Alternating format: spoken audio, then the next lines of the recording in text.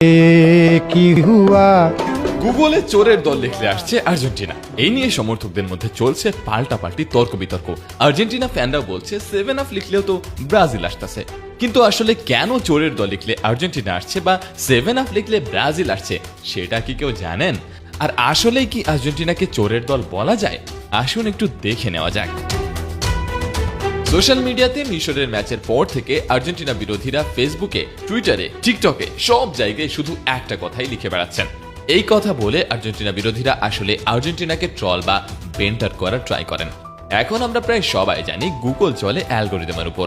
যেহেতু সোশ্যাল মিডিয়াতে নানা মিম হচ্ছে, এই নিয়ে নানা ভিডিও হচ্ছে, স্যাটারিক পোস্ট হচ্ছে, তাই গুগলের অ্যালগোরিদম এখন চোরের দল লিখলেই সামনে এনে দিচ্ছে আর্জেন্টিনাকে, জানিয়ে দিচ্ছে তাদের খেলার সময়সূচি ইত্যাদি।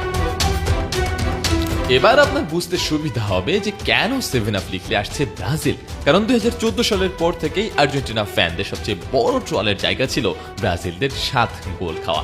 ব্যাপারটা অনেকটা এমন ছিল যে জার্মানি নয়, বরং আর্জেন্টিনায় ব্রাজিলকে 7টা গোল দিয়েছে।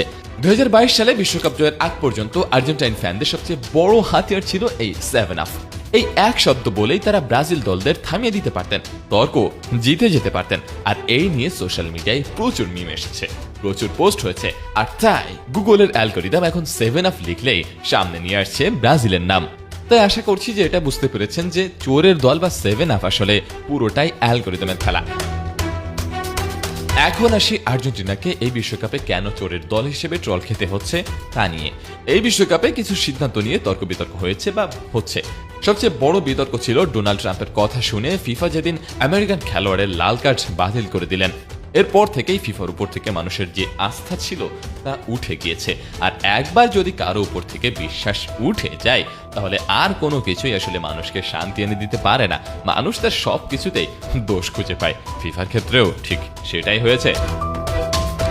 আর্জেন্টিনার ম্যাচে যে সিদ্ধান্তগুলো আর্জেন্টিনার পক্ষে গেছে, বিশেষ করে মিশরের ম্যাচে সেই সিদ্ধান্তগুলো ছিল 50-50, মানে এই সিদ্ধান্তগুলো মিশরের পক্ষেও যাইতে পারতো আবার আর্জেন্টিনার পক্ষেও যাইতে পারতো। কিন্তু সমস্যা হইতাছে এই সিদ্ধান্ত সবগুলোই কেন আর্জেন্টিনার পক্ষে গেছে, এবং সেইটাতেই মানুষ এখন ক্ষিপ্ত হইয়াছে।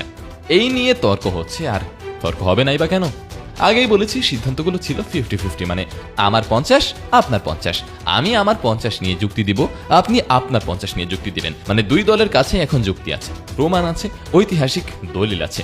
আর্জেন্টিনা ফ্যানরা যুক্তি প্রমাণ দিচ্ছে, আগে কোন কোন ম্যাচে এরকম সিদ্ধান্ত হয়েছে তা তারা দেখাচ্ছে। উল্টো দিকে আর্জেন্টিনা বিরোধীরাও যুক্তি দিচ্ছে, আগে কবে কোথায় এরকম সিদ্ধান্তে ফাউল হয়নি বা পেনাল্টি হয়নি বা হয়েছে এসব দেখাচ্ছে। কিন্তু সমস্যা হলো এইটা করতে গিয়ে দুই দলই কিছুটা আগ্রাসী হয়ে যায়।